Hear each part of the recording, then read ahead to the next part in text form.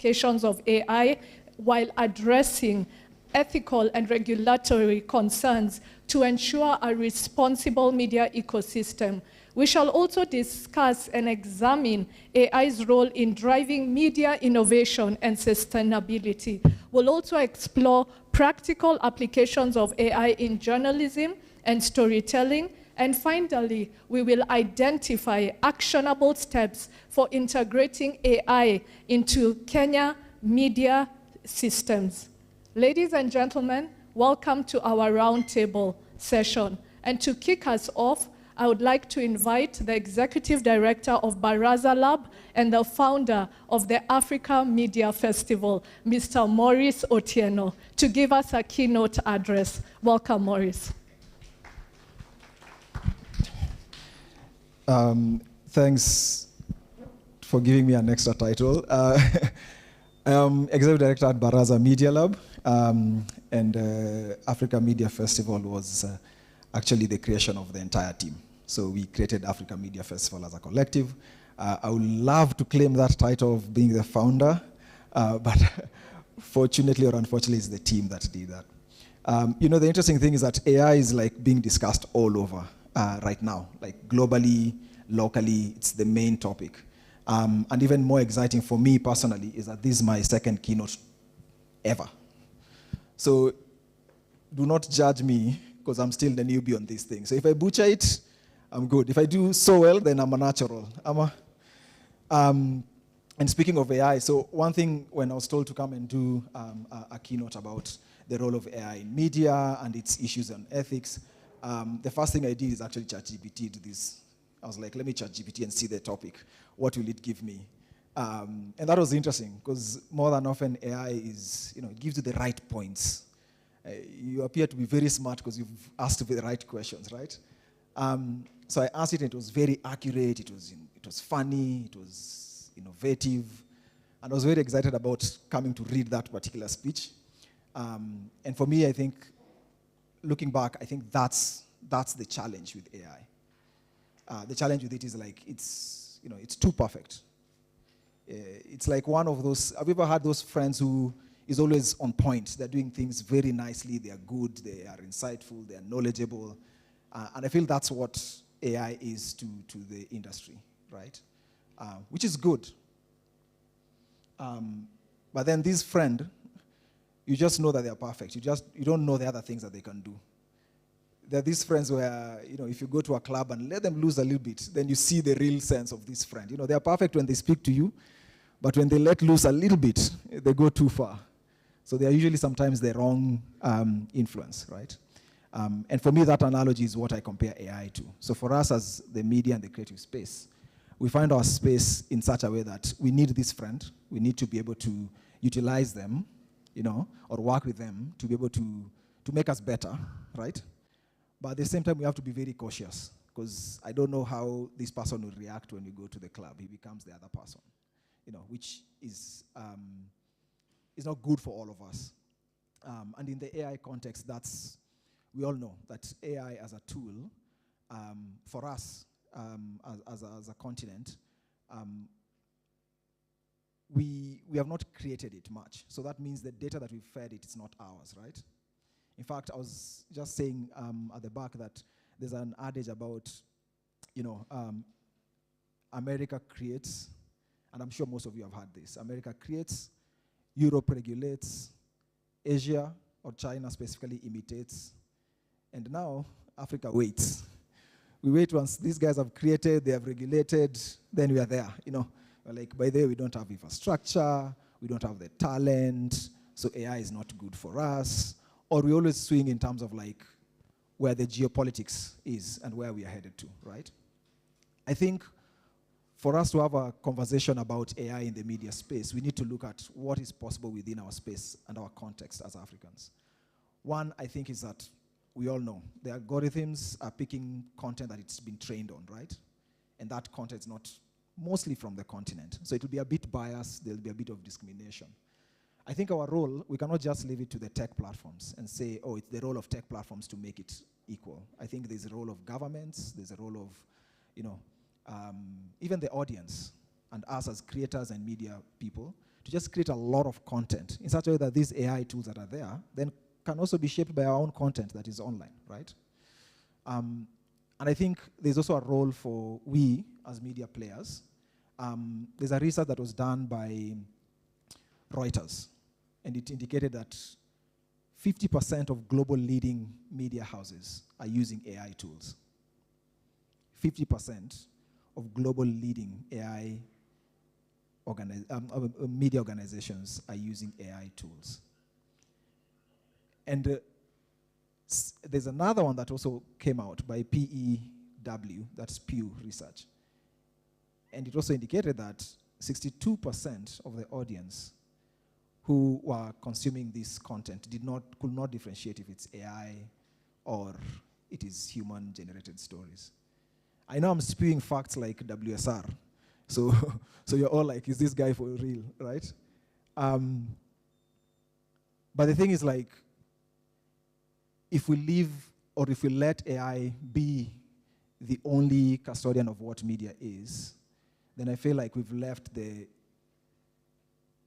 agency of the truth to algorithms, you know? So I think there's a role for AI within the media and the creative space. And that role is for it to create, you know, find the audience, distribute, do voiceovers, fact check. But I think there's some element of work that we, within the media and the creative space, still have to hone and still have to keep. The creative elements of the work, the editorial judgments of the work. I think that's something that we can work on, but that means also there's some roles where mainstream media or the creative space has to take. And that role is, how do we upskill our talent? How do we, what is it called? Is it called career proofing of our talent? So that if we fully adopt AI in our operations, we do not make most people redundant. We just restructure, right? And that's why I'm also excited about the festival, because exactly the topic I've said, there's something about how do you career proof your career, how do you career proof in the present with AI in the creative and media space. So we'll have a lot of those kind of discussions, you know. How do you make money? Because when money comes in, the other thing is regulation comes in, right? And we cannot wait to be consumers of regulation as a continent. We cannot wait to be consumers of EU-specific regulations around AI. We could work together, especially to just figure out, like, how does it affect our context? How does it affect the journalists who are in the media houses in a very, you know, dysfunctional ecosystems like Africa and Kenya? I can say that because I'm from here. So, you know, because we've seen how our media houses, our creative spaces have been guttered because of diminishing revenues significantly, right? And even simple things like USAID pulling out. It's not simple, it's very massive, but it's going to hit the entire industry, right? But how do we shock-proof, how do we future-proof through our careers and using AI? So on one hand, I'm advocating for the complete usage of AI, but on the other hand, I'm advocating for us to be very cautious of the effects of AI, especially in careers and other issues like mis and disinformation, you know? Because again, if you look at the journalism or creative space, AI can write an article right now. 500 words, perfect. AI can do a voiceover. AI can even edit a picture and a video, right? AI can give you an analysis as a journalist quickly about this particular issue that you'll spend years researching on. AI can fact check instantly, right? I think all this is not to preach gloom and doom. This is for us to figure out, like, what can we do that AI cannot do, you know? And that's the thing that I'm coming back with. Regulation that is more thoughtful, training of talent so that we can career proof, right? And usage, rapid usage of AI tools so that we can create that content online in a way that we all are shaping our narratives online by ourselves. So let's not fear. Let's engage, right? Because when you look at what AI can do for, let's say, a photographer like Pau here, sorry for putting you on the spot, you know, or podcasters at Semabox, you know, there are tools that can edit that audio in 5 seconds, or edit the pictures and cut out somebody's face, you know. So in essence, AI is like, you know that intern that you always wanted, Pau, that works very hard, never goes for lunch, doesn't ask for a pay raise. They're doing very, very fast things, That's what AI is. But we just need a bit more strategic and things that the intern cannot do. That's what we should think about, all of us in the industry. The other thing that is exciting me about this particular festival is also talking about things like how do we look at the inequalities that AI creates. Because if I'm a newsroom somewhere in rural Africa, because this is an Africa Media Festival, I don't have the resources to train, right, my journalists. If I'm a creative production somewhere in rural Homa Bay, where I come from, I don't have the resources to train my creators to use AI to edit faster. So there's already some inequalities just by the mere fact that the technology is not pervasive. It's not everywhere, right? And that only leaves a certain subset of the community to be able to access these resources. And there's a discussion that we're going to have about that in terms of how do we reduce the cost of usage of AI at the festival. For me, about the media space and the creative space, apart from embracing it, embrace it cautiously, not 100% and blindly, right? Because I had said initially in my closing, I would like to say, like, to be honest, if you leave everything to AI, especially in the media space, to fact check, to create, to distribute, to give you the right audience, then we've all delegated that to algorithms. And you can see how they're working in global north right now. So I think as users, let's adopt it, let's use it completely, but let's be cautious in terms of its effects. I don't want to go into topics that most of the roundtable and panelists are going to discuss. I'll end it there. I don't know how I did out of 1 to 10, so that I know how to do my third one. But this was my second one, so judge me nicely. Do not be very harsh. So thank you so much and welcome.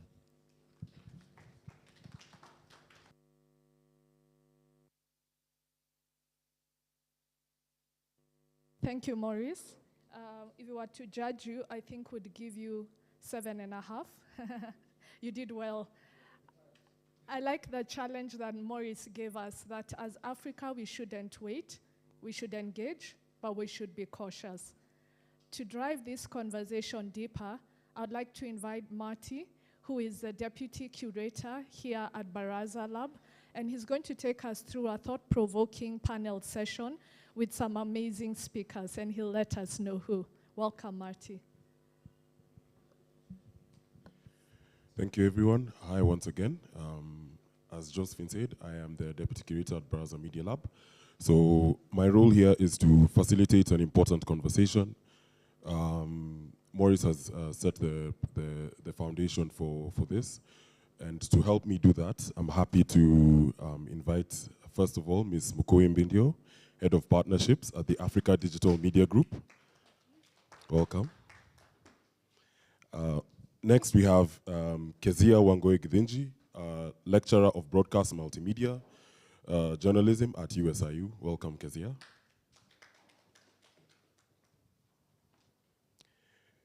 And finally, we have Jackson Karanja, Regional Coordinator of the Media Council of Kenya.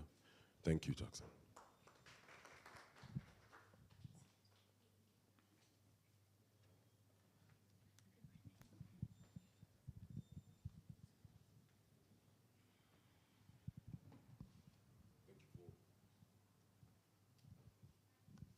Thank you for joining us here. I think first I'll just start by getting a perspective of where you think we are in terms of AI in Kenya, if that's adoption, if that's business, if that's within whichever scope we're coming from. So this first question is open to everyone, right? But we can start with Mukoe. How is AI transforming Kenya's media landscape and what opportunities does it present? Of course, this is in relation to where you're working at the moment. So good morning again. My name is Mukui from the Africa Digital Media Institute. ADMI is a creative technology training institution. So we train young creatives to learn the skills of the creative industry so they can go out and work. So from our perspective, I would say, you know, as drastic as it's really disrupting the creative landscape, in that the skills that we're teaching people to do that might take 2 to 3 years to learn and do well, an application can now do in a few seconds. And so I think in the beginning, we weren't quite clear what, you know, is this something that we should embrace? Do we teach young people how to use these tools, or is it gonna, you know, take away their jobs? But I think as more tools have come on, we've taken the position that it's important for Africa's youth to keep up with their global peers in terms of using digital tools. And so while we still believe that it's critical to learn the technical skills. So when we talked about a photographer using an editing skill, it still matters that he has his eye and his technical skill and his creativity to be able to tell the output whether that's good or not. So I think from our position, although it's disrupting, we want to make sure that African creatives are a part of production, with tools.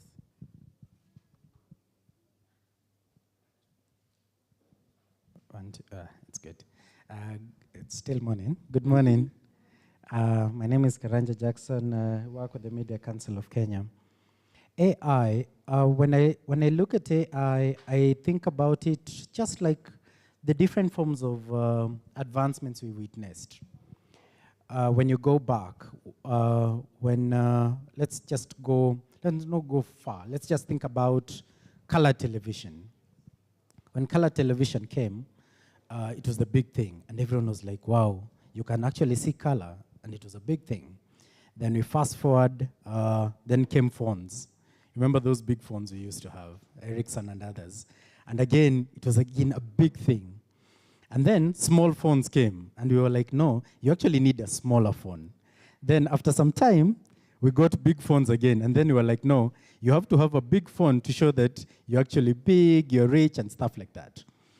I look at AI as any other advancement that we've witnessed in life, in that there was a phase where we did not know about a certain perspective of life, then this one has come, and it has disrupted the industry.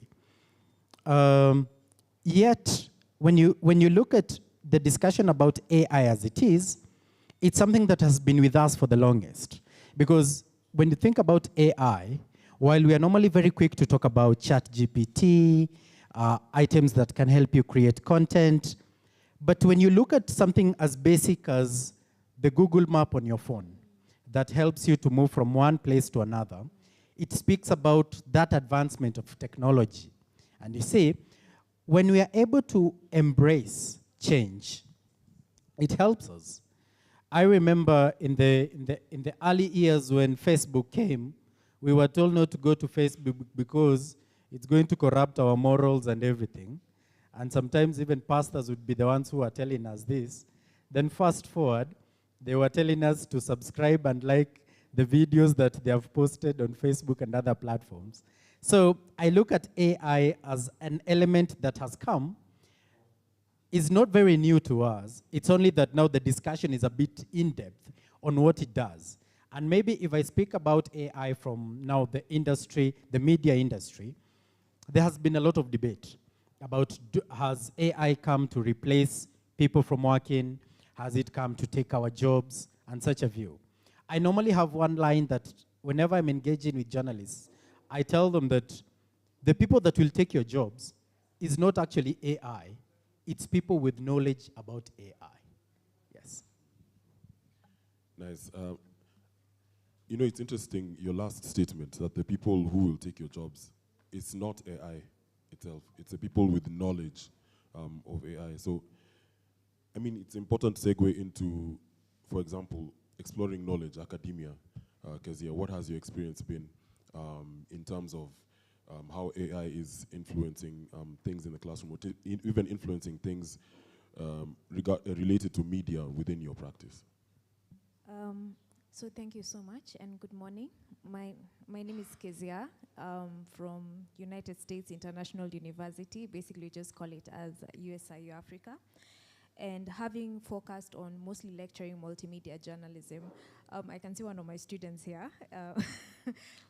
But it's interesting, AI has made deadlines seem very interesting when it comes to assignments, because initially it was burning the midnight oil. Now it's, if deadline is at midnight, is it at 11:30? You run the assignment and you're able to do it.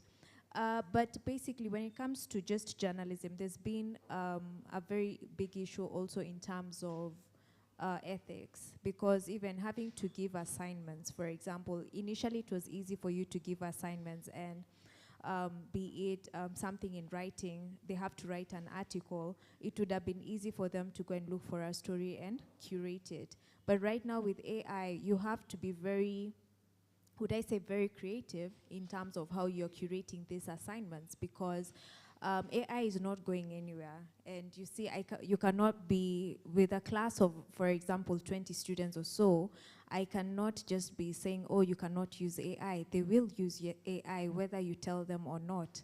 So it's more of, you have to get very creative in terms of how to tell their stories, how you give these assignments.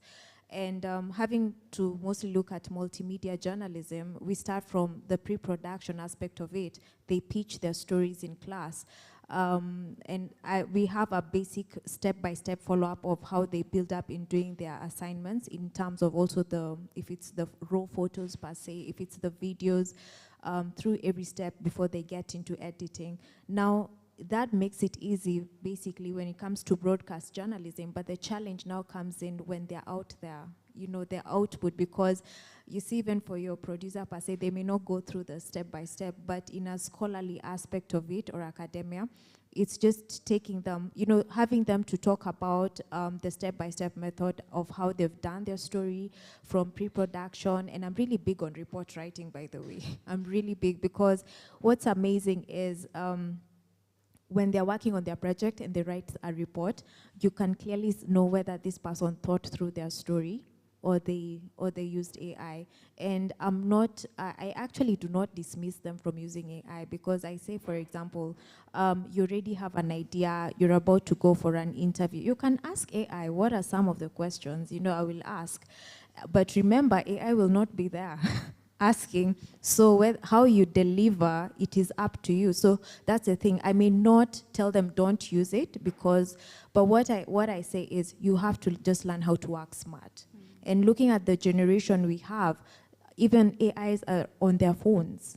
Even just a simple thing as a text message, I use it at times. You know, a simple thing as a text message, simple thing as an email, we'll use it.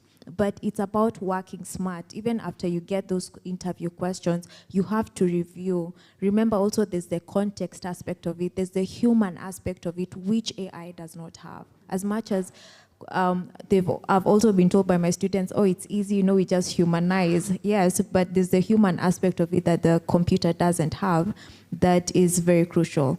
So just to answer your question is, you have to just walk with them step by step, but dismissing them not to use it, they will still use it. Yes. I think you've introduced a really interesting perspective, which I was hoping that we would explore during this panel. And you started it from the classroom setting. I wanted to ask Karanja, how have you seen the same ethical and regulatory challenges playing out within the media landscape on a wider scale from the Media Council of Kenya perspective? Thank you. Well, as an institution, first, we are mandated to regulate the operations of the media, set standards, and ensure compliance. So for many years, we have been working with the Code of Conduct for Media Practice that basically stipulates what journalists should do. It spells out the guidelines, the do's or don'ts of a journalist. Then fast forward, we're now looking at an age where, while this one is very important as a journalist, we had to go back as an institution and we drafted guidelines for the use of AI in media practice. In that, we have, just as Mwalimu has mentioned, we have to be alive to the fact that AI is here and it's going to change everything that we're doing with.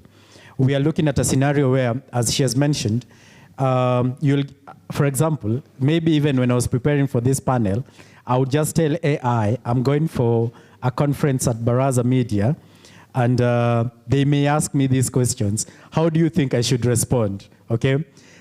Maybe it will not tell me to smile in between, but it will basically give me an outline of how I'm going to respond. So the media practice has seen AI come in. And you see, the other day when we were talking about AI, a lot of discussion had come, even from the government, that they were feeling that we need to do something on the use of AI, not only even maybe among the media, but even to the youth and members of the public. But then we also have to come to a realization that advancements of technology have changed everything. You know, there was a time you would say, if I want to know who created the content, I'll just follow maybe the IP, I'll be able to find out who came up with that post and such a view.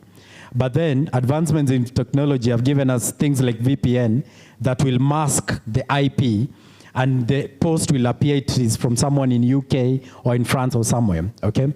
So while we would go back and say that you'll just go to Facebook and pick out who has said this or who has attacked who and come and arrest them or do something like that, technology has changed all this. And that's why as an institution, we had to come up with guidelines on how media are supposed to relate or even operate using AI. And a lot of these guidelines are based on ethical aspects, okay? How are you able to create content that, one, is accurate for the people that are listening to or hearing or reading it? Two, it's information that does not misinform. Because we have seen people curating even videos. If I may use one, you remember a few months when Donald Trump was elected? I think when the swearing-in was happening, a video came out, and it was doctored to show that he was actually talking about a certain Kenyan politician. We will not go to names, okay? And everyone was like, yeah, you see, even the president has identified him, okay? But it was actually a doctored image. And that's why as an institution, one, we have had to come up with guidelines for the media, okay? Then under our program we call the Media Information Digital Literacy Forum, we have been building capacities, not only for the media themselves, but even members of the public, where we are having sensitization forums. You invite our wazee wa kijiji and such a view, and you're letting them know that it's not all information that you find online that actually is actually true. Because if you go back to maybe the run-up to elections, we were having a lot of instances of misinformation, where you would get images of people appearing to endorse others, and immediately you would be told that this one has shifted camp. So those two elements are very important. One, having guidelines that will guide how media industry will work with AI. Because sometimes we normally talk about the growth of the mediascape, where we no longer have journalists that are getting information to the people. We have citizens that are actually relaying information. We have independent content producers that have good phones, good gadgets out in the streets and actually curating and creating content. We have moved from 2-3 years ago where we would have links such that, you remember those clickbaits of 10 things you did not know about Mercy? Number 7 will shock you, okay? So you go straight to number 7, yet you have left number 1, and maybe number 1 would shock you more, okay? So we have moved from that to images that are created, videos that are created. So it's about us looking at how are we able to tap into the technologies that are here, but still be able to do what we as the media are supposed to do: inform, educate, entertain. Thank you. Thanks, Jackson. Still on the issue of ethics, Mkui, you raised a lot of funding for the creatives who work at, who operate from ADMI and for ADMI itself. How do you balance ethics as well as not stifling, like the creative spirit, in the sense that AI has transformed engagement, storytelling, media monetization. How have you seen that play out, especially as head of partnerships? I would say, so my primary aim in raising funding for creatives is how can I get them to learn what they need to do to be able to work.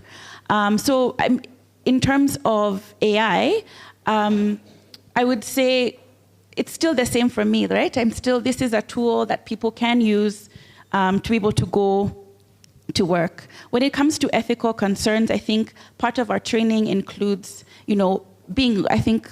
what my colleague mentioned here, being able to train the audience on, what exactly are you looking at? Being upfront that you're looking at a video or photo that was generated through AI. But I think it's still important in terms of balancing creativity that people know how to use it, teaching them foundational skills of whatever technical skill that we're teaching so that they're able to create something that's worthwhile. But I think it's important to support innovation. And I think in terms of the funding space, our partners really are interested in giving young people the tools that will help them, get to work the fastest. And if that's AI, it's still important, yeah. Just still staying on the same train of thought.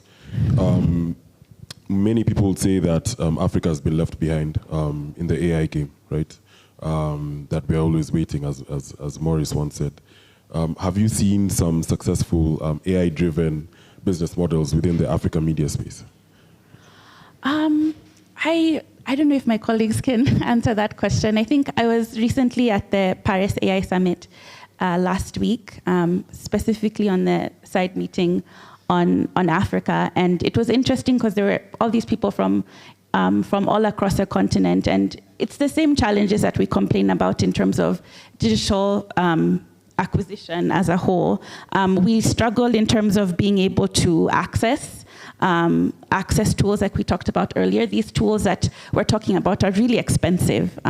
Video editing tools can cost, $800 a year. So it's not something that anybody can access. Even being able to create those tools, create language learning models, require data centers that require energy that Africa, cannot provide. So in that sense, Africa is behind in that there was a discussion that in order to create a tool like DeepSeek requires a PhD who has been able to, who has experience and been able to work in AI for many years, and had access to the tools, had access to, resources that someone similar in Africa wouldn't have access to. So in that sense, Africa is behind in that we're still consumers. And so the way that we're using it is we're using the tools as much as other, businesses are using them, whether we're using ChatGPT.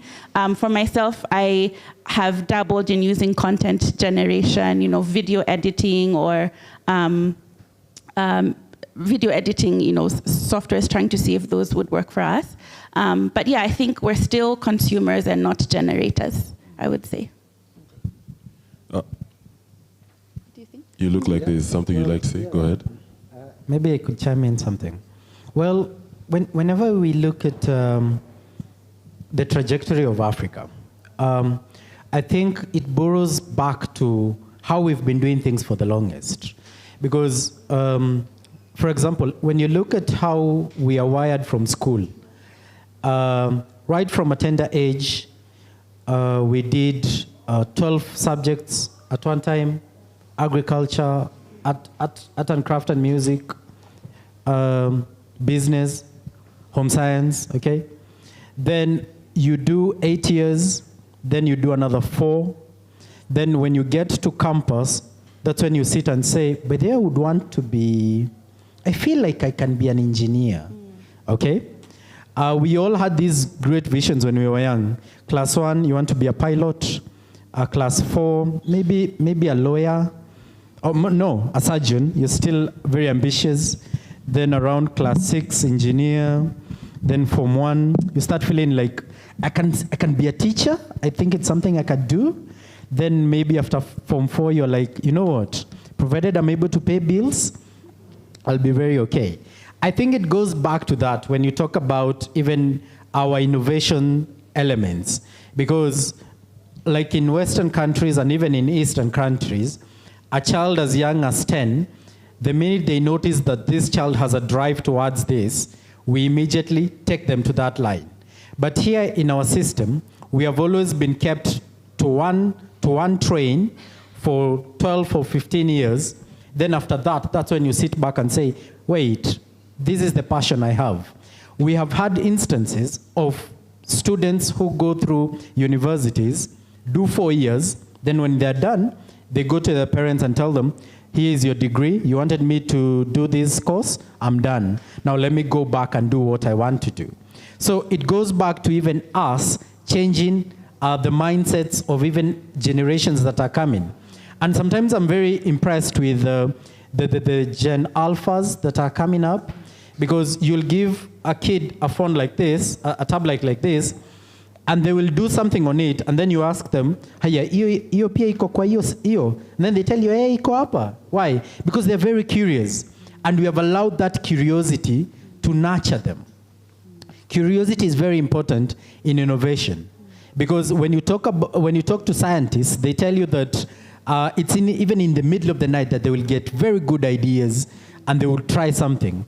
But now, when you look at us in the middle of the night, we were trying to sleep so that tomorrow we are up early enough to be up in class. So I think the curiosity is there, the passion is there. It's now a matter of having that focus towards it. Let us lead ourselves towards it. Because sometimes you look at innovations that people come up with, you hear someone has tried to create a chopper somewhere in Nyahururu or somewhere.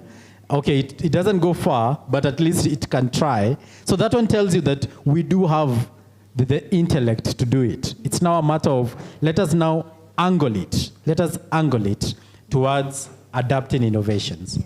And if I may jump in, I think you're exactly correct, but I think the additional challenge that AI has is the infrastructure, right? So even if there was a child in your example who we could see has the capability of being able to code, we on this continent don't have the infrastructure to have allowed them to be able to make, the tools, the LLMs, that develop ChatGPT and DeepSeek, which, brings us to government,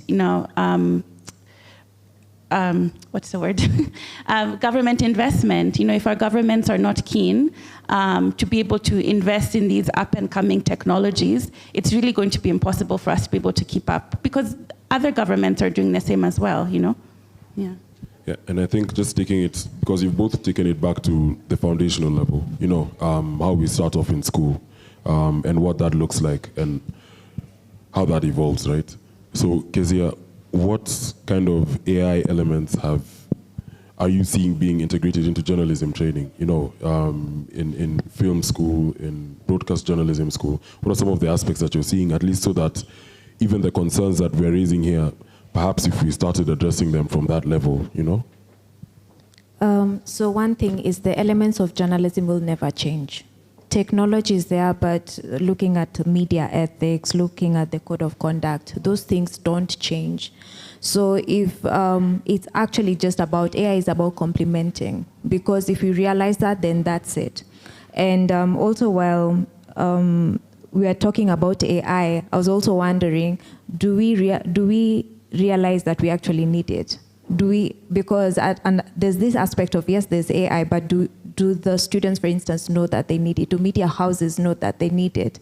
So it's also about the training aspect of it. So aspects where we can include it is issues of fact-checking, because yes, we can use AI and to kind of generate, at times, it's used to generate information, but what this information, is it legit? Is it true? So it goes back to the foundation of who's your source, So as much as it can give you can ask, for example, you can prompt AI that, you want to do this interview, there are certain people you want, can you give you a list of people that you can interview? You see, it won't do that for you. You have to go there. But as much as you're going there, you also have to verify your sources. So, and also there is issues of data journalism, also in terms of data journalism is also a course that we are actually bringing up. So starting from May, our program is changing into multimedia journalism. So part of it is we're going to have a course on fact checking, and we're going to work with how does it work with AI. Number 2, data journalism, how does it work with AI? And also in terms of audience engagement. So when you're looking at social media monitoring tools, so an example would be there's a course I taught last semester, and it's new media. And one of the things is I was telling the students to come up with content on social media and also just generate some information when it comes to X, looking at different platforms, and use social media tools to kind of monitor the audience engagement. So it basically means you have to create a problem per se, and they use the AI to solve, but it has to be in an ethical way. Now, when they learn it from that level, it becomes easy for them now to practice it in the field. But I know the challenge that comes in is also pressure of deadlines. So if you can still be able, what I do is I work with deadlines. I give them a tight deadline because I told them even in the field it's that way. So if you if it's curated from that level of, you can use these tools to work with journalism, but there are also deadlines, then it can work well with it. But they have to know the need of it. And also when you're looking at AI, and also in radio production, for example, we have Smart FM that is being used, I think is it in Germany? And then there are certain AI tools current, even BBC is using AI tools. So in media houses, so it's currently happening, and I'm talking about even radio. So these are things that can actually be used.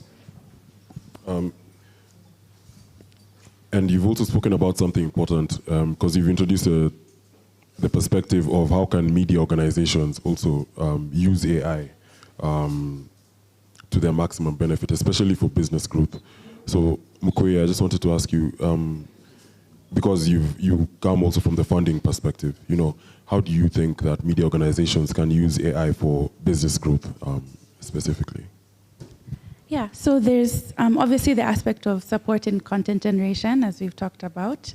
There's also the aspect of being able to identify audience and tailor the work that they're creating directly to an audience, which supports monetization, right? You're pushing the content to the people who actually want to be able to see it. And then also being able to analyze based on what an audience is, like based on what people are reacting to, you can use AI to then tell you, what to create. So it can support in monetization, in analysis, in content generation. Yeah.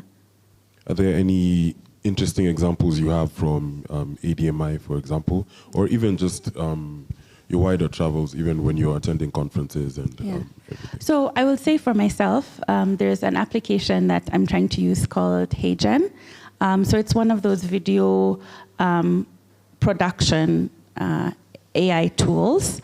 So I would say that my experience using this tool is much like any other tool. I think that Morris mentioned earlier, you think that once it outputs something, it's pretty much close to perfect. But being someone who's experienced in the field and also thinking about the output that I want to recognize how the apps still have a ways to go. So it's not yet, they haven't yet taken over creativity and whatnot. But so I was trying to use HeyGen to develop some videos, and it gives you avatars that you can use or you can upload yourself, and it also gives you voices that you can use to whatever dialect that you want. So in terms of generation, it cut production, first of all, by, it was what would have cost me, maybe 100,000. That became like, maybe 3K or something like that, if I was counting the video based on how much I paid for the app subscription. And it was fast. So instead of a video, a whole production crew taking, a week or something to make a video, I could do it in a few minutes. I think the challenge for me is that still a machine, you can still, based on where AI has reached, you can still tell that I'm looking at something that is not human. So in that sense, it hasn't solved the entire problem that I need, but it's good that the tools are about to get there. So that's a particular tool that I'm using in terms of content and stuff. I just want us to pivot a bit, Karanja, because you had spoken about some of the policies and especially regarding AI use from the Media Council of Kenya. I just wanted to ask, are existing policies as you see them sufficient for AI governance, or do you see as if there's still some things we need to add? Good question, very good question. And it happens a lot when we have new advancements to things, where something comes and immediately we normally ask, do you have enough regulations for this? Okay.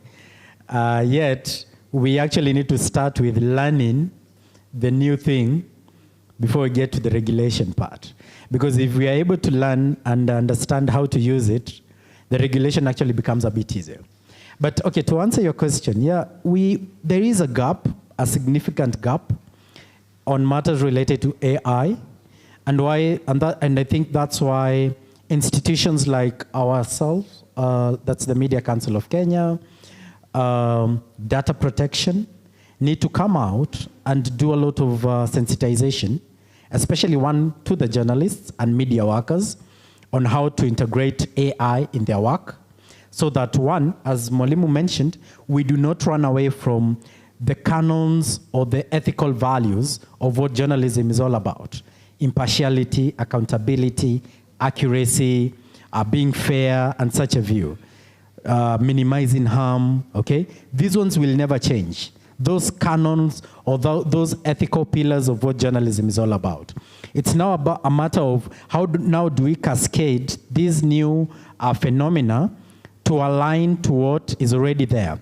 I mentioned about the code of conduct. When you look at the code of conduct, the 25 codes in here basically stipulate what a journalist working in a TV station, radio station, newspaper platform should actually follow by.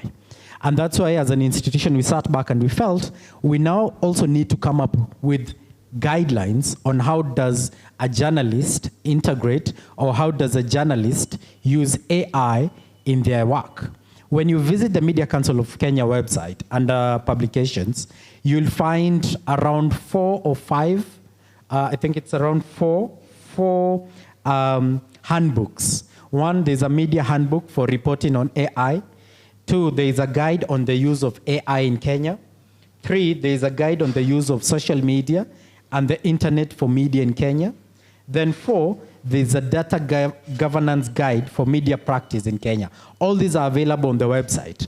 And we are now taking them out and getting journalists to come and understand them so that we do not get to a scenario where a journalist is out in the field, does something, then immediately you are asked, one, when you used the AI tool that you used, one, maybe you breached something on data privacy, okay? And that's why regulatory bodies like ourselves, the Office of Data Protection, and other like-minded institutions have come together, and we're now running a narrative of we need to raise the awareness, because let's always remember that the media is the mirror of the society. So whatever we show has a direct impact on how the members of the society will relate with our information. So if AI, if we use AI and we get to a point where the content we are putting out there is biased, lacks impartiality, lacks accuracy, as Mwalimu mentioned about fact-checking, because AI will present you with whatever information you ask. It may not actually be true sometimes, because I remember there was a day I was looking for something, and I told one of the tools to give me data, and it gave me data, and I had to tell it, no, actually this is in Marsabit, not Isiolo. Then it said, sorry, and then now it edited it, okay? So we have to be very careful on that, such that the data that we are getting from the different AI tools does not run away from those underlying things like accuracy. Because if you ask AI to give you data, it will formulate a data. It will tell you 78% of people are doing this. Then when you go to the ground, sometimes it's not the same. So we have to be very careful, one, to ensure that even in our use of all these AI tools and AI platforms, we do not deviate as the media from those canons of journalism. Thank you. Karanja, we've spoken about different entities within the media working together. So I just wanted to ask Kezia, how do you feel like universities specifically can work with media houses, media organizations, the Media Council of Kenya, especially in regards to AI? Okay, currently we have like different projects. For instance, like maybe if it's in terms of partnership, I can just narrow down into, like, for example, getting press cards from the Media Council of Kenya to the students. But also when he was talking about training of journalists, and yes, it is important that especially learning institutions get to learn and are trained also, not only the student, but also the trainers, to know about the aspects of ethics, because that issue of ethics actually comes up.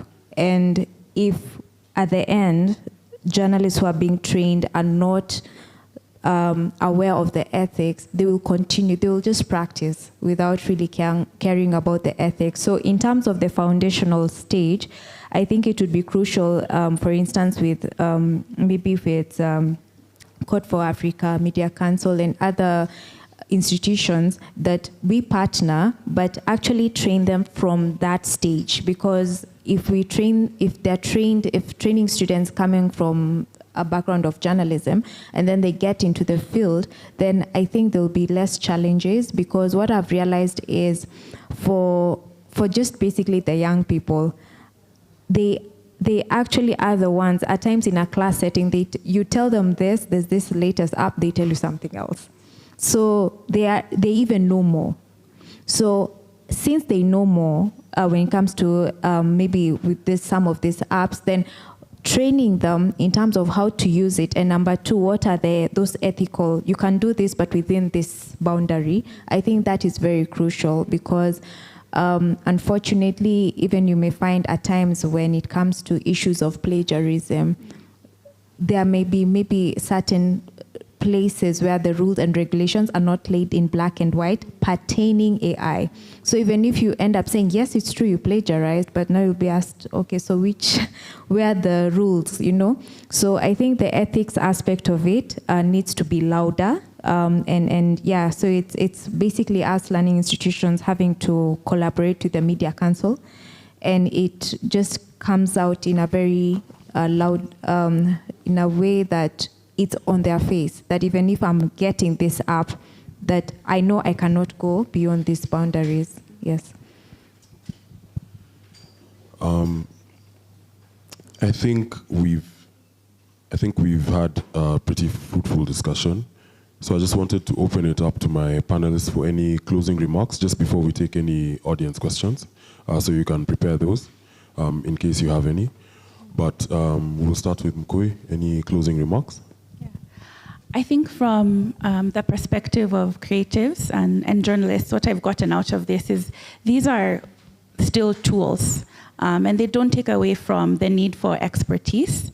So whether it's coming up with standards as journalists and creatives, teaching people how to use it, it doesn't take away our responsibility.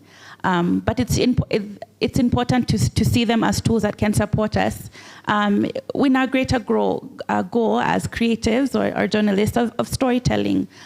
So yeah, I think we should look at it positively, look at how much we can be contributing to the creation of this content. And yeah, like I think it's really beneficial for us as an industry. It really democratizes our ability to be able to tell stories. Yeah. Thank you.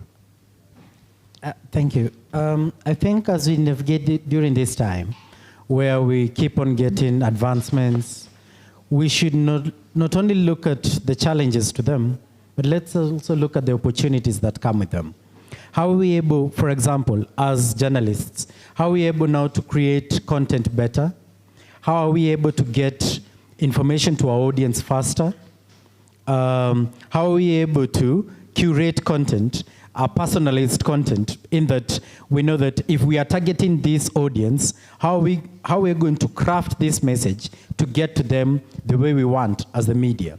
So let's first of all understand that The advancements have come with opportunities and challenges. But we should not now all put our hands up and say, this animal is here, we should all run away, we should not even try and adapt it. No, no, no. Let's embrace it, as the media, for example. Let's embrace it, but let's not forget those ethical values of what journalism is all about. Let's embrace it to improve our working and not maybe make us a bit lazy, where I'll sit back and say, give me a script, okay, of a story. It gives you, you print it, take it to the editor, and you're done. Let's use it to improve our working, but not replace our working. Thank you. Thank you. Okay, so something very interesting is in the keynote when Mr. Morris was speaking, he talked about AI having a level of perfectionism. And so I was wondering, then as a human, when you also have imperfection, then also it's an issue. So where, for example, just writing a simple cover letter, there are certain organizations, they literally just kind of are not going to accept that letter because it's AI generated. So you reach a point. So if I write a letter with mistakes, so does it make me human? Yeah, so when it comes to applications, they are there. Or like the AI's apps are there, they're not going anywhere. But it's just learning how to work with them. And it's more of our personal initiative as journalists, as content creators, to see how do I work around it? How will this shoe fit for me? So it's not going anywhere. And it's reached a point even for when you're applying for grants or funding for a film, for example, you'll find that, I remember there was one that was taking place, and I asked the producer, I think he was in the UK, and I asked him, so what if someone uses AI? He said, oh, they don't mind, but just mention you used it. So it's reaching a point that there's actually a huge recognition that even if you're doing certain applications, that they will say you need to state that whether you used AI or not. But also another thing is, does it make us lazy? It really depends how you use it, because at the end it's just, as I've said, you work smart, but it should not replace your brain. And I will conclude with that, because there's a student who actually told me that it's reaching a point that we are literally just, when you're asked a very simple question, you go to AI. Yeah, so it's like almost replacing that aspect of, can you think for yourself about a certain content, and then AI can help you now in maybe how to structure it. Yes. Thank you very much, everyone. Do we have any questions from the audience?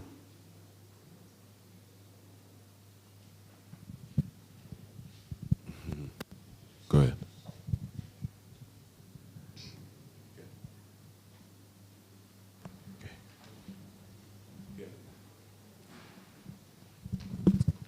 All right, good, thank you. My name is Victoria from VOA.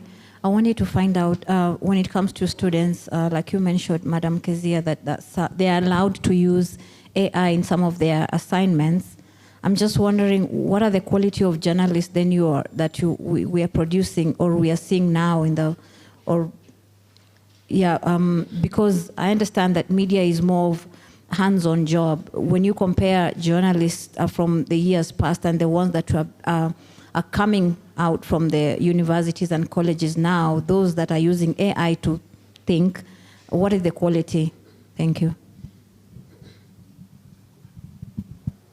Okay, so having focused on mostly the broadcast aspect, as mentioned, I personally, for the kind of assignments I give them, for example, they may not get really to use the AI aspect of it.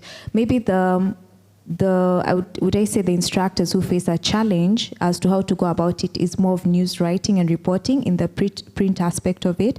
Because you see, if it's a practical aspect of it, it's you're going to pitch. I literally tell them, he's also here. I literally tell them, sit in class right now and think of an idea, and you're going to pitch it in class today.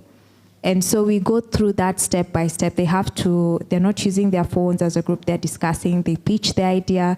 Then during the pre-production, they're writing a report. So we go through that step by step because it's a practical, which I specialize in. I think now the challenge may be now for those who actually focus in the writing aspect of it, because you can't per se maybe follow them. But I know, having interacted with my colleagues, they usually say, especially because there are those people who've actually been in the industry for more than 30 years, they will clearly say, when you read a story, you will know. Because this is someone who has trained as a journalist and they know. And so during that point, even when they're using that AI, you will let them know, you know what, this is AI generated. And you see, because they cannot even provide certain aspects of, so for example, when you're doing an interview, you need them to sign a consent form. Where's their consent form? Just very simple basics of, because you've been training them, you can't get information without someone having to sign a consent form. So where's the consent form? Having to catch them in those different things. But when it comes to AI aspects of it, you may find that if it's an interview, there's that kind of asking it. For example, I'm going to interview so-and-so, what are some of the questions that I should ask? And then you get maybe like 5 or 10 questions, and then out of it you narrow down. So in that aspect. But when it comes to basically generating per se, where it starts the story from beginning to end, having the instructors who have been there working in the industry for long, they will smell the story they will even tell you the app. It's that serious, because they know this. And then this is the thing, if you have 20 students and they've all used AI and you're reading the stories, it's kind of, you may get the same thing like photocopied.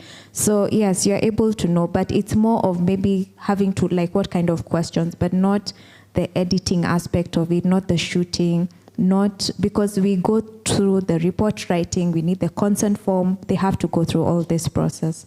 Yes. Any other questions? I would request that when you're asking a question, please stand up. Okay. Then we will take it to Andrew after that. Go ahead. Please stand up. Okay. It's on. My name is Raymond Kyonga. I think mine's not a question, but to voice over what Professor Kizai is saying. She's actually my lecturer. So I'm part of like the experience of that. So the aspect is that it's more of time, quantity, and quality. Mm-hmm. So you really have to tell, because we say that the elements of journalism will still remain the same. So over the years, as a student, you expect yourself to have gained all this training. But at the same time, you find like, there's AI. So you really have to, like, you enjoy your life by just doing these prompts. But now when you learn that, my critical thinking aspects are decreasing, so you really need to push yourself. And you find that even the instructors themselves are really giving out the basic elements by like class discussions. We really have tremendous amounts of class discussions with our lecturers, to a point of like, by the time you're doing your assignment, it's basically already in your head. I think now for AI, the aspect is like, now time. So it reduces your time because you already have the information. You already know what you want. Maybe it's now, say it's 1,000 words, and you really don't have that time because deadlines are crazy. USIU with deadlines are crazy. So you really have to show yourself that you already know what you're saying, because sometimes the thing that they say, the lecturers say, is that what you write is what you speak. You really have to put words to the way you could say at the moment. So if you aren't able to do that, then the quality of you as a journalist isn't really worth it. Yeah. Thank you. And go ahead.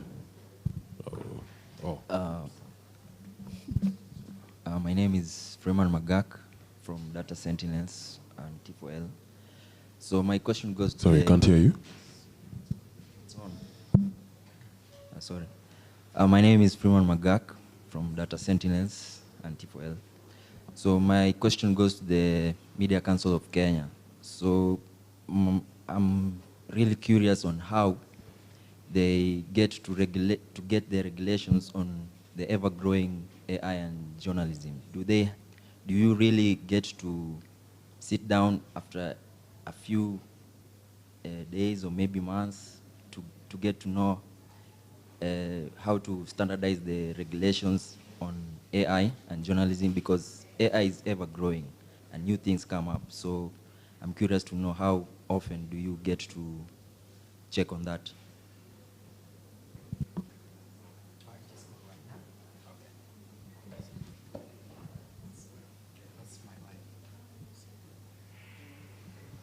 Thank you, Magak. Yeah, that's a very good question on curiosity. Yes, you see, let me use the Constitution of Kenya. We formulated the Constitution of Kenya in 2010, and we set out rules of how things operate. We normally have 3 key rules that actually guide media practice. Article 33, freedom of expression; 34, freedom of the media; 35, access to information. And they basically set an underlying guideline on how media should operate on expressing information, freedom of the media on how they relay the information, and 35 on how they access information. Each of these rights comes with responsibilities, that while you have a right to access information, these are the responsibilities. When you have a right to express yourself, these are the responsibilities. And they've helped guide media practice all through. What Magak is asking is key, in that AI continues to change or morph with every other person. The guidelines that we developed last year on AI use were meant to lay like a foundation on how the media should actually operate. For example, on one like accuracy, it goes without saying that even in your use of AI, always ensure that the information that you're putting out is accurate. Like there's no in between. If it's something like confidentiality, the information that you relay does not infringe on the right of privacies of people. If it's data that you are relaying using AI, does not infringe on the rights of these persons guided by the Data Protection Act of 2019. So Magak, to answer your question, while we normally keep on revising, like at the moment, we're revising the code of conduct. It's a process that is ongoing as we're speaking. We have our colleagues somewhere that are revising it. Because this second schedule of 2013, we feel that while the guidelines in here have been regulating how the media is working, changes have been happening. What media was in 2013 is not what it is in 2025. So the guidelines, while they were set last year, they have laid a foundation. Reviews of them will continue as we witness how is AI changing. Okay? So at the moment, I will say that the guidelines that we set up last year are still functioning at the moment, but it does not mean that as we continue engaging with AI in media, we will not sit back and reflect and say, we need to revise this. Okay? Because for example, in there, when you have a minute and visit the website, you will see some of the guidelines in there, like what I've mentioned, things like misinformation. How do you handle misinformation? Okay, that one may never change. In that, as a journalist, you will not use your platform to relay information that is not accurate. Okay, those ones may never change. But that one also does not mean that we will not revise them when we see need fit for. Okay. Yes, sir. Thank you. Good morning. My name is Festus Okumu. I'm a Baraza member, and I'm a designer as well, software designer. So I've just been following up on the conversation, and she asked a very interesting question about the AI use in the journalism space. So as a designer, I get to do content together with develop web applications for clients. But I also work with content creators who come up with articles for specific clients. And some of them use a very interesting way to come up with that content. Yes, the tenets of creating articles doesn't change, but you'll get that throughout the entire process, there are specific AI tools that are used to fast track the process. Yeah? So maybe I can share with you guys so that when you go back to the specific media industries, you can use them. So you'll get that, for example, in the research phase, They're AI used to extract information from YouTube videos, podcasts. You don't need to listen throughout the entire content to get the specific content that you want. Even when you're researching, at times you'll have PDFs that you want to get information from. So that one you can use even Adobe to get accurate summary of exactly what you want. When it comes to outlining titles for specific articles, you can use Safa SEO, and Neuron Writer. It will help you generate, for most of our work, we want to generate content that is also SEO friendly. So we use those ones. For content drafting, I think this is where majority of the people just use ChatGPT, yeah? But ChatGPT, generally what it means, it's an LLM. GPT meaning generative pre-trained transformer. So it generates content which it has been pre-trained on. But there are other LLMs which also surf the web. So for example, Perplexity, it will give you up-to-date content, not just what it has been trained on. You can use Cloud AI to do some of those research. It will give you an initial content draft of what you want to write on. Then once you have all that, of course, when you give it out to an editor, they'll tell you, they'll see some elements of AI in them. So to change that, to humanize, basically to humanize the content, you can use Turn It Human or Stealth Writer. It will help read through the article and humanize the content for you. And once everything is done, for the last section, maybe to optimize that particular article, you can use Neuron Writer.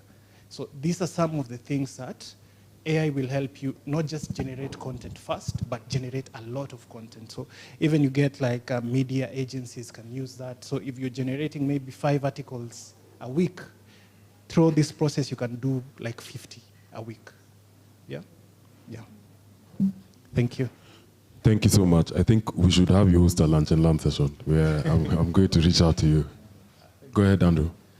Yes, my name is Andrew Balongo Opere. I'm a creative storyteller.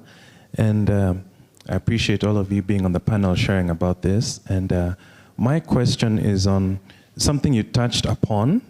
Yes, Mr. Jackson, you mentioned how our education system before used to be very prescriptive. You're doing this, full stop. But now things have changed where we need guidance of various interests that sometimes may not be mainstream, but they may lead to something. And even at the lecture from ADMI, you mentioned how it's very expensive, right? And my question is then, despite the challenges, what do we need to do now? Because I notice in a lot of journalistic conversations, it's spelling the situation is dire, but not mapping or prescribing or recommending a way forward. In storytelling, there's that recommendation that, you know what, the villain is not strong and powerful, but they do have a message. So my question is, I notice even a lot of Kenyans don't feed AI with Kenyan context. So even in as much as it's expensive to build a DeepSeek, what can we do at our level now? Because the reality is, all of us here are all AI. The information is with you, but I cannot access this information unless I have the privilege of being in your space at the same time. So how can we then take the responsibility into our own hands to feed our Kenyan ecosphere with our Kenyan knowledge and context? So each one of you, what do you prescribe is our way forward? And what are you all individually doing so we can help? I'm not just saying, yeah, you guys need to be moving forward, but yes, how can we all participate in growing together? Thank you. I could start. Yeah, so I think, as I mentioned earlier at ADMI, our position is that now that the tools are here, it's important that we learn how to use them and contribute to them. So this year, our main campaign is, AI for Africa. We're going to businesses and governments and schools, making sure that people learn how to use the tools from a very young age, integrating them into their businesses, having governments think about it. I think on a personal level, I completely agree that we can't be helpless. I have a friend who's making a language learning model for Kamba, so he's building it to learn our culture. And I think the more that we can support initiatives like that, I think to the conversation earlier around, using AI in journalism, one of the things that you understand while you're using AI, that the output is only as good as the prompting that you give it. So I think it's still an encouragement that you still need to be a whole human being. You still need to read books, you still need knowledge, you still need to interact so that whatever output that you're giving AI is important. So it's important to still do that in schools, right? Like still, give children books to read, still have them interact and have conversations, but training needs to begin from a very young age. Children need to be very adept at using AI tools and being comfortable with them, and giving them the opportunities to also make those as well. I think that's our perspective. Hello. Okay, good. Andrew, yes. Yeah, it's true. We should not sit back and say, Satutadu. You know that friend who always asks you, Satutadu? No, we should not sit back and be that friend. What we are doing as an institution, one, we are raising awareness, as I've mentioned, among journalists on proper use of AI. And I think if you notice, I was taking a lot of very quick notes when it was Benson, Festus was writing, because I also need to use them later on. So I was taking notes because we need to keep raising awareness of the people, one. Then two, as an institution, we've also been engaging with high school students. Not only campus students. At the moment, under what I introduced, the Media Information Digital Literacy Forum, we are visiting high schools and we are raising awareness for the students there on responsible consumption, creation, and dissemination of information. Because if we again go back a few weeks or months ago, when people were saying that there is an age that is not using AI the way it should be, they were putting people in other places. Because we do not want to put them there, we have gone to high schools and we're telling them there is proper use of AI. How can you use these advancements in technology to actually even start earning a living for yourself? Because look at the students we have in high schools. They have very active TikTok accounts. They have active Facebook and YouTube accounts. There is a way they can monetize this, but they don't know this. And that's why as an institution, we have gone ahead, and this year the target has been, let us raise awareness, not only to the working journalists that we have, some of them here, not only to the students we have in campus, but now even to those high school students. So that after 4 years in school, when they actually leave, they have an idea, how can I use the platforms that I have to actually make a living of them and actually become responsible consumers, creators, and disseminators of information. Thank you. Just to answer also your question, I think one of the things when you're talking about AI, I looked at it as a supermarket. When you go to the supermarket, you don't buy everything. You go to exactly what you want and what you need. So it's the same thing with the AI tools. So for example, with our program, we have an MA, Master's Online Program. And I remember at first I was having, you have to get information and fill all the 14 weeks within a certain time. And when I was working with a person who's supposed to guide me, and I remember I would ask him, so I need AI tool to check grammar, I need AI, and the thing is, it's actually what you prompted. And I wouldn't say ChatGPT is not, it's not really good when it comes to verification of information, but he directed me, said, why don't you try using Copilot, and it worked. So you prompt it, like I need videos on ABC, like even if it's a journalist, I need videos on gender-based violence, and then you find the videos. So it's really about how you prompt it. So, and those are free. So there's that free aspect of it. So it's even with AI, we shouldn't look at it like a whole supermarket thing. It's really what you want, because just also to answer your question, there are certain organizations right now that they have chatbot that when a journalist, for example, is facing any form of harassment, they could actually report immediately, and it's an AI tool. So it's basically, yes, the AI is there, but what do I need it for? And then that's when you dig deeper to check, because for looking at creatives in the film industry, I'm aware that there is training going on how you can actually use AI for script writing, because I'm partly also in filmmaking. And there's a way you can actually use it. You can have the log line, if you understand what I'm saying. You feed it in, and it can give you, or you have your whole story, and then feed it in, and it gives you a character Bible, for example. So that's what I mean. It's basically, what do I need it for? Then you can be able to now go forward about it.